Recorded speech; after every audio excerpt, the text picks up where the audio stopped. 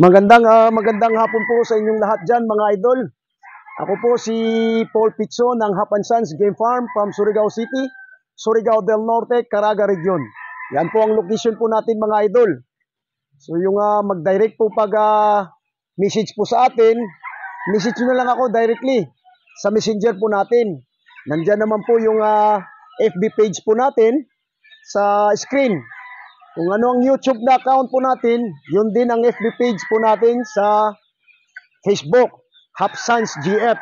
Yan po, nandyan naman po sa screen yung profile pic po natin. Yan, kasi may dati akong tawag nito na FB, wala na yun. Ito na po yung active na account ko, yan nasa screen. So nandito po tayo ngayon sa National Born. Nandito na po sila.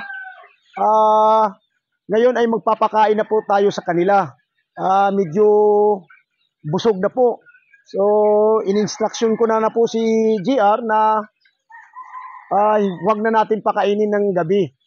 Para at least na sila, masanay na po sila. Sanayin na po natin sila kasi mag-3 months na po sila. Kasi yung 3 months po natin, ang i-feeds po natin yan, ang ipabigay natin na pagkain sa kanila is yung 3,000 na po. So yan po mga idol. So ngayon, ano na po ito sila? 2.5 months. Hindi.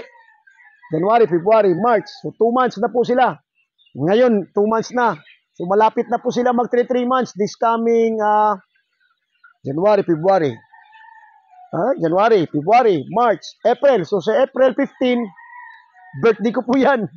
So mag-3 months na po sila sa birthday ko. So ngayon, ang ibinibigay po natin na tubig is yung probiotic po natin na ginagawa.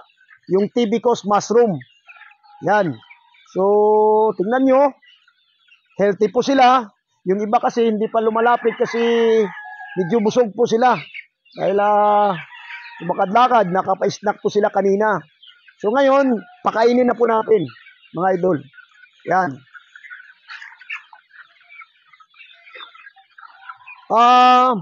Meron akong nakita.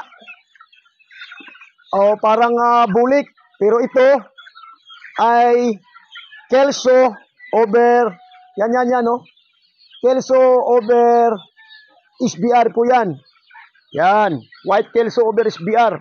Parang bulik po tingnan. Yan, papakainin na po natin.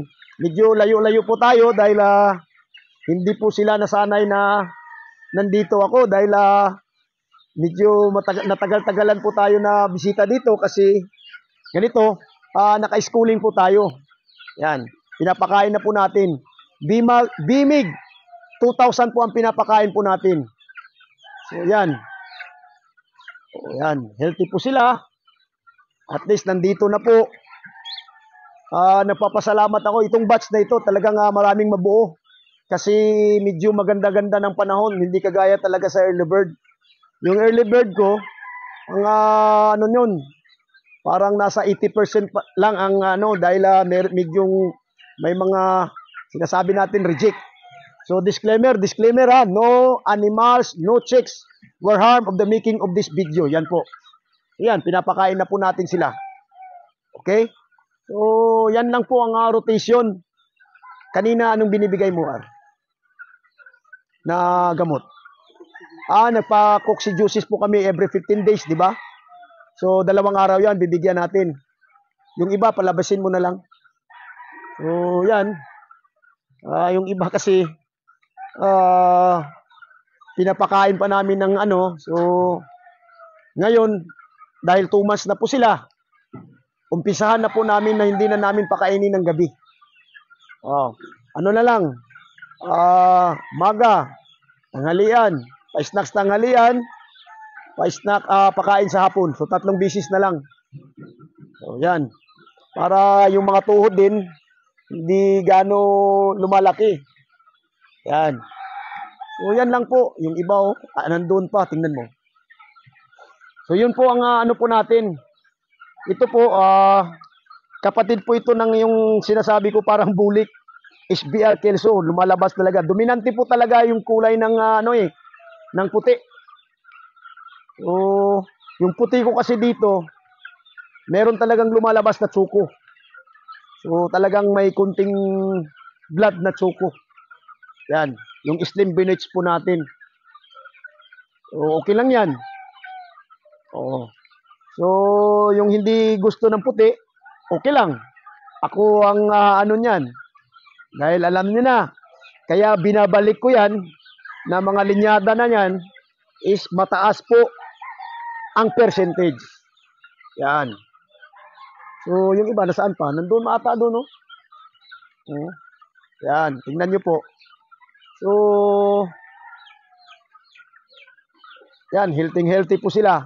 Hindi pa po ako nakapag-select po ng tawag nito, ng mga pullets. Kasi ako pag magsisilik po ako ng baby pullets na mga 3-way, alam niyo na, kal na po yan sa mga 3-way.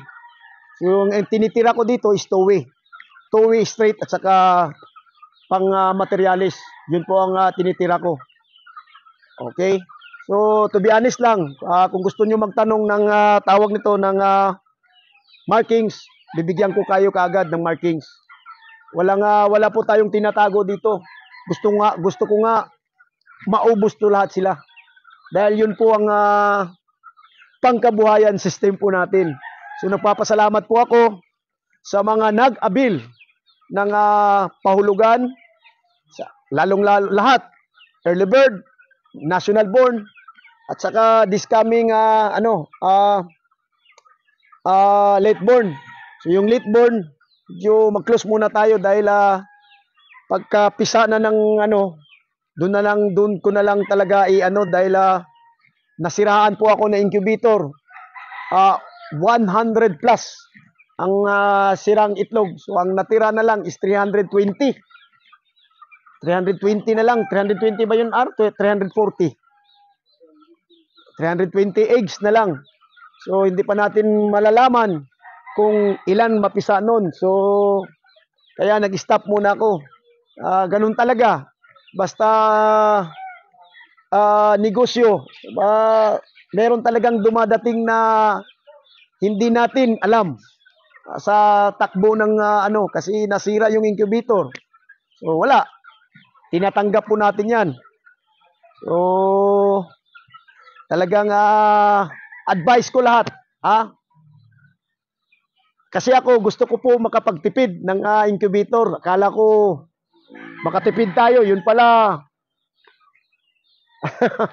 Wag na nating Pero okay lang yan. So, advice ko sa lahat. Wag na kayo din magtipid sa incubator. Bibili po talaga kayo ng genuine na incubator. Yan lang po. Dahil pag nagtipid po tayo, matipid din ang pagbigay ng mga sisiw, pagpisa. Yun, madaling masira. Basta mura, madaling masira. Mas maganda, medyo may kamahalan, kasi matagal masira. Dahil ang ginagamit na mga aparatos, ginagamit na mga plywood or anong tawag niyan, is mamahalin. So, yun ang tip ko. Sa nag-umpisa, wag na kayong magbili ng murahing incubator. Lesson learned. Kahit 4 na taon na po ako, 4 na taon, ang dami talagang dami pang kailangan yan nga. So, na-failure po tayo sa incubator kasi nagtipid ako. Akala ko mura. Yun pala, mura, madaling masira. So, yun po talaga. So, nakikita nyo, dami kong bulik dito. Bulik 5K. Nasaan pa yung iba, R? Hanapin mo nga, baka nandun, parang kunti lang sila dito. Yan. Magpapasalamat na ako dito na po ako ng mga 150 na male. Maka-harvest ako ng 150. Okay na yan sa akin. Sa itong national. Paunti-unti lang tayo. Ang ganda ng kulay na talaga ng SBR Kelso natin, Jay? So, yung mga sweater gray natin, Ayos din. Ito, mga Boston ata ito eh. Diba? Hindi ko pa nakita yung kay Sabong Pinas na ano eh. Diba? Na nakuha natin na Boston sa kanya. Pinaparis natin sa Boston natin na kay ano. So, yan lang po. Yun lang ang ano po natin. Sa ngayon, kasi nakalabas tayo. Dati nag-vlog ako sa early bird dahil nakaano na. So ngayon, hinihintay ko na lang. Bukas daw darating yung fiber cement galing Luzon. So, i-arrange ko muna doon. Pagkatapos niyan, lipat mo kaagad. Ayusin mo, madali man lang yan. So, yan lang. So, ano pa? Ano, huliin mo yan.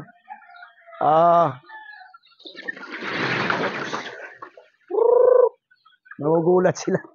So, yan lang po, mga idol ha. Yan lang ang ano natin sa ngayon.